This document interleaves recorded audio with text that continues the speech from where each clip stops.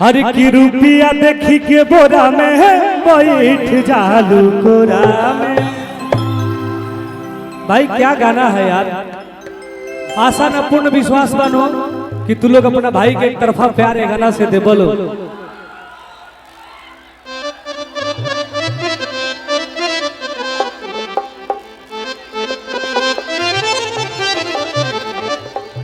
बहुत दिन पहले हम एगो गाना गेले रही, हरी की तोरा लेखा बदमाश के मुआदी घास घास घास। एगो और गाना गेले रही, जीजा साली के मैटर रहे, हरी की लहंगावा जइब नास के मुआदी मजनुआ धास। गाना हमर होली में आई रहे। एगो और गाना गेले रही कि जनुआ हमार आर जेडी लभर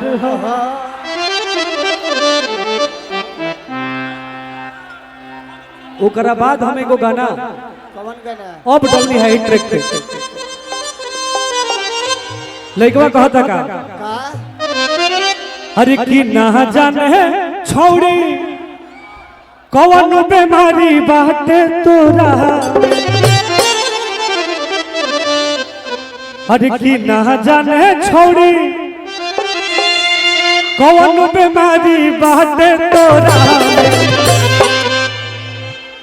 अरे तो पैसा देखी के बोरा में ते सूत जाली कोरा में। आओ तो भैया, अरे की ना जाने कमी कौन बाटे छौड़ी मोरा में।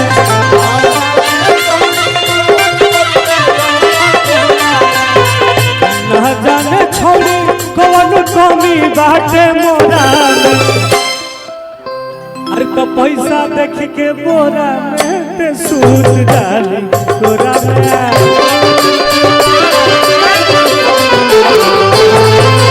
रुपिया देख के बोरा में बैठ जाली कोरा में।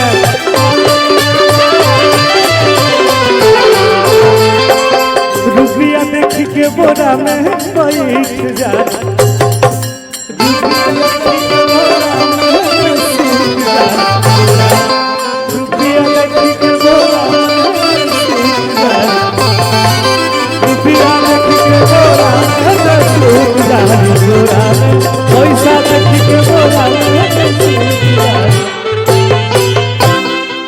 मुकेश राय जी मंच भाई बड़ी जबरदस्त एगो गाना गइले बानी और ये गाना हर जगह बाजता और अभी लाखों के जनसंख्या में भाई लोग आइल बा। एक बार ये गाना के यूट्यूब पे सर्च करके जरूर सुनिए लो। अरे की ना जाने छौड़ी कौन बीमारी बाटे तोरा,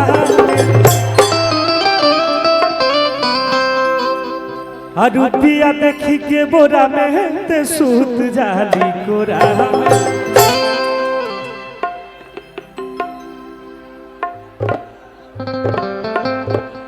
बहुत जबरदस्त गाना बा।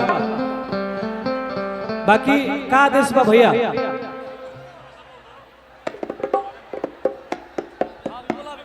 हेलो, एक धुन बजाइए, मैं समझ रहा हूँ आपके मिजाज को। हेलो, अरे सब डांसर लोग आओ तो नहीं है, धुन बजाइए तो शुरू बजाओ।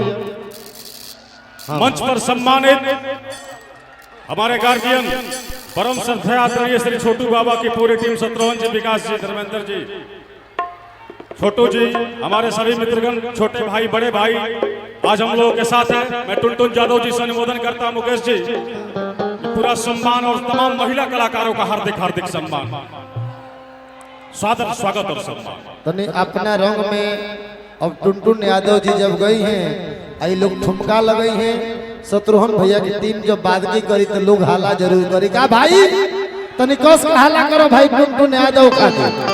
चलो बजाओ तो छोटू भैया बजाओ, कुछ बजाओ।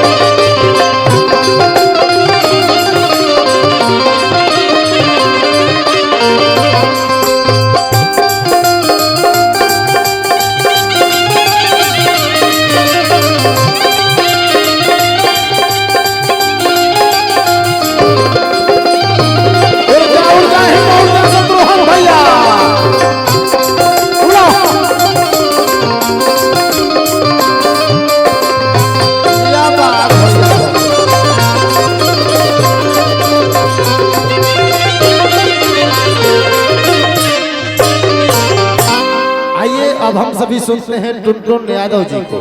सब भैया लोग उतने प्यारा बा।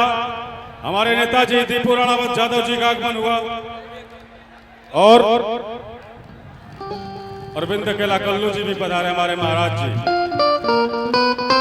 भोजपुरी के तमाम सुपरस्टारों का महाकुंभ लगा है आज भुवनेश्वर बाबू के दर पे, दीपू राणावत जी के दर पे, अरुण जी के दर पे पूरा सम्मान आरा गयाओं की ऐतिहासिक धरती। लेकिन फिलहाल मंच पे टुनटुन यादव जी, वक्त जाया न करते हुए आपका बेटा जिसने भोजपुरी में आज के दौर का प्यार जो आपने दे दिया वो मोहब्बत बन गई। ये नौजवान साथियों की दुआ है टुनटुन जी की, आपकी चाहत क़यामत बन गई। एक जोरदार तालियों का पैगाम हमारे आरा के तमाम मोहब्बत करने वाले साथीगण। व्यास